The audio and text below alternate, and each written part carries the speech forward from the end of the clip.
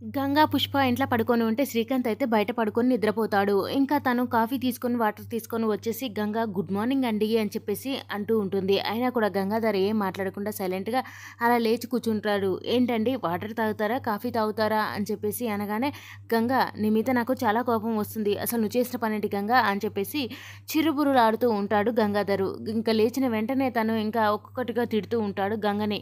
నువ్వు అసలు ఎందుకు ఇక్కడ తీసుకొచ్చుకొని పుష్పని ఇక్కడ పడుకోబెట్టుకున్నావు అంటే, అదేంటండి అలా మాట్లాడుతున్నారు అని చెప్పేసి అంటూ ఉంటుంది గంగ.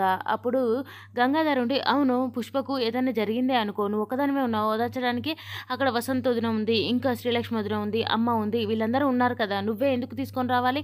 ఒకవేళ గొడవ జరిగిందే అనుకో, శ్రీకాంత్‌తో పొద్దున్నే మాట్లాడదాము, మామయ్యతో నేను మాట్లాడతాను అని చెప్పేయొచ్చు కదా నువ్వు. లేదంటే నాన్నతో మేమందరం మాట్లాడేవాళ్ళం కదా, శ్రీకాంత్‌తో ఈ ఒక్క నైట్‌కి ఎలాగో అలాగో సర్దుకో అమ్మ అని చెప్పేసి చెప్పేదేవా? తీసుకొచ్చి మంచిగా నువ్వే పెద్ద ఏదో చేస్తున్నావు అన్నట్టుగా ఇక్కడ పడుకోబెట్టుకున్నావు అనగానే, ఇంకా సారీ అండి అని చెప్పేసి అంటూ ఉంటుంది గంగ.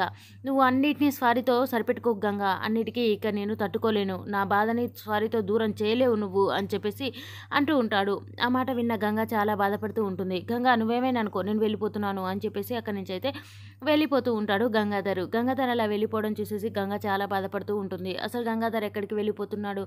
గంగని అర్థం చేసుకొని గంగాధర్ మనసును నొప్పించకుండా ఉండడం కోసం గంగ, ఇద్దరు ఇలా ఒకరికొకరు సద్దుమణుగుతూనే ఉంటారు. కానీ గంగని అర్థం చేసుకోకుండా గంగాధర్ అయితే ఇప్పుడు బయటికెళ్ళిపోతాడు. కానీ ఇక్కడ అంతా చేస్తుంది పుష్ప అన్న సంగతి ఇంట్లో వాళ్ళెవ్వరికీ తెలీదు. కానీ పుష్ప కారణంగా గంగ ఒకతే నలిగిపోతూ ఉంటుంది.